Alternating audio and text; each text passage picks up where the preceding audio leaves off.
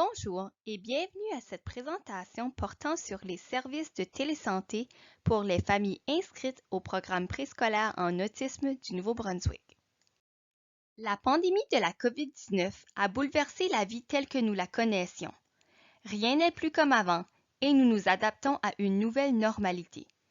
Vous vous demandez peut-être à quoi ressemble cette nouvelle normalité pour le programme préscolaire en autisme. Le Centre d'intervention en autisme a commencé à utiliser un nouveau modèle de prestation de services.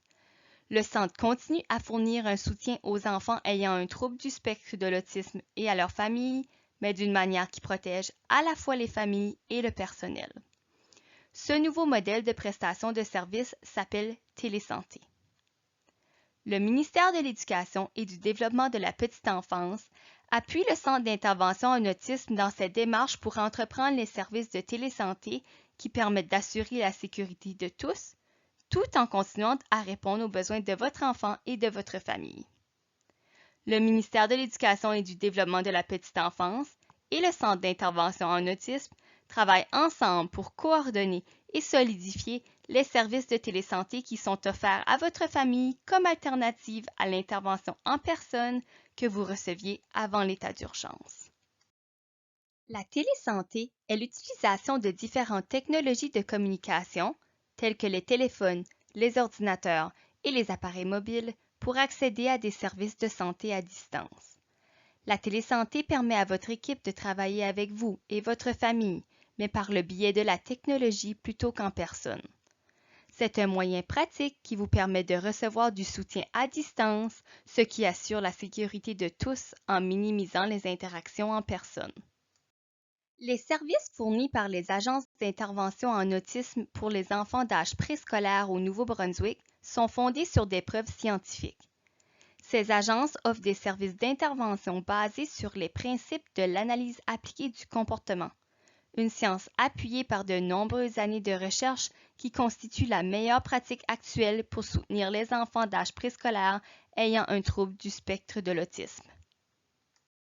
Il existe un nombre croissant de preuves qui appuient l'utilisation de la télésanté dans divers domaines, entre autres celui de l'analyse appliquée du comportement.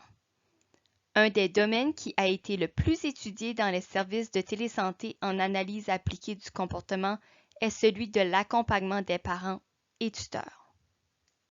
Les recherches montrent que la télésanté est un moyen efficace d'aider les parents et les tuteurs à utiliser les stratégies de l'analyse appliquée du comportement pour soutenir leur enfant.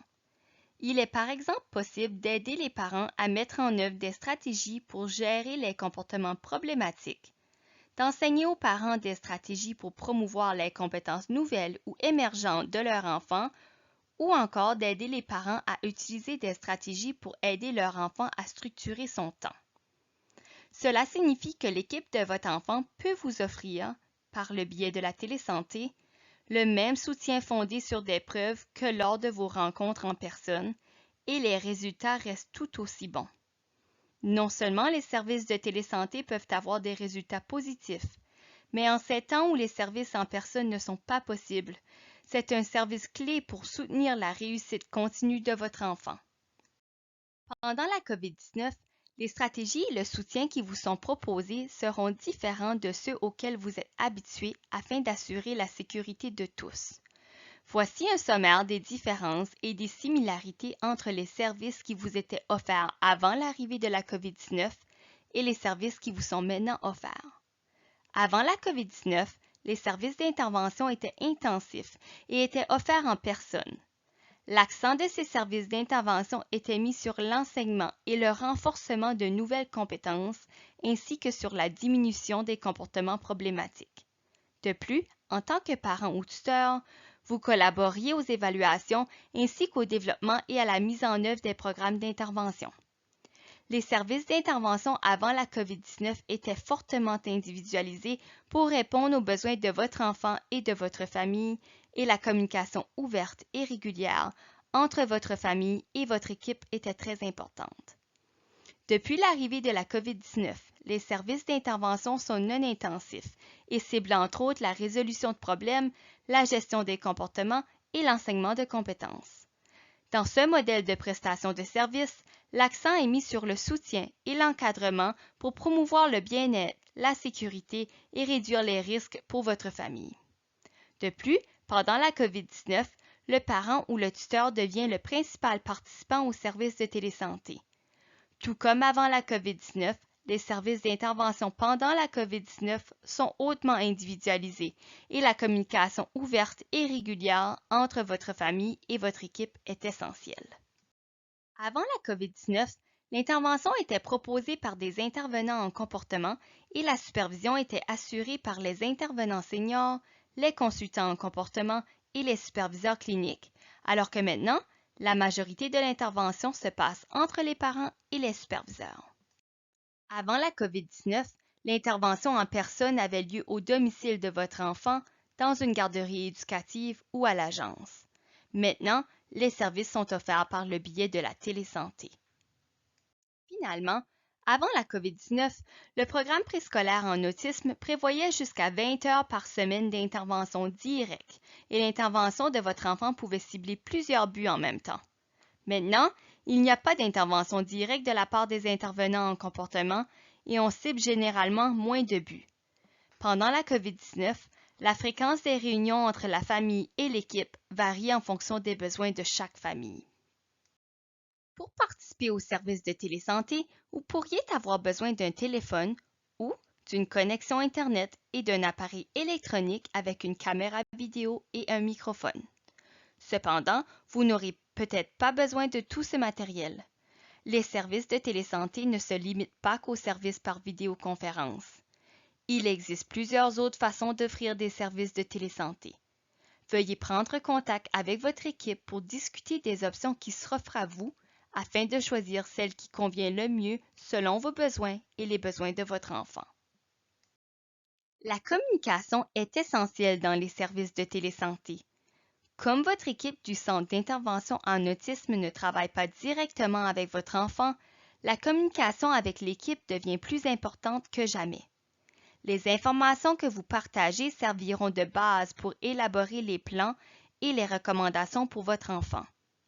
Essayez d'être ouvert avec l'équipe au sujet des réussites et des défis de votre vie quotidienne afin qu'elle puisse vous aider à travailler sur des objectifs qui seront pertinents pour vous. Recevoir des services par le biais de la télésanté est censé vous aider et non pas vous causer plus de stress. Assurez-vous de parler à votre équipe des choses qui sont les plus importantes pour votre vie quotidienne en ce moment. Si vous n'avez pas l'équipement nécessaire pour participer au service de télésanté, parlez à votre équipe et elle fera de son mieux pour vous aider. De plus, si vous n'avez jamais participé à un appel par vidéoconférence, faites-le savoir à votre équipe. Votre participation à l'intervention offerte par le biais de la télésanté sera probablement vraiment différente de ce qu'elle était auparavant et cela peut être déstabilisant. N'oubliez pas que les autres membres de l'équipe le comprennent et que chacun s'adapte aussi à cette nouvelle façon de faire. En planifiant les rencontres avec votre équipe, essayez de prévoir un moment où vous pourrez vous concentrer sur la séance de télésanté. Cela peut impliquer de prévoir un peu de temps pour que votre enfant puisse participer à une activité ou interagir avec quelqu'un d'autre à votre domicile pendant que vous participez à la réunion. Il peut être préférable d'avoir une courte réunion où vous pouvez vous concentrer plutôt que d'avoir une réunion plus longue qui est difficile à soutenir pour votre famille. L'équipe de votre enfant est déterminée à soutenir votre enfant et votre famille et travaillera avec vous pour vous aider à vous adapter à la télésanté. Le ministère de l'Éducation et du Développement de la petite enfance et le Centre d'intervention en autisme reconnaissent que ces moments peuvent être difficiles pour votre famille. Le bien-être et la sécurité de votre famille sont une priorité absolue. Nous vous encourageons à prendre part au service de télésanté à un niveau qui vous convient et avec lequel vous êtes à l'aise.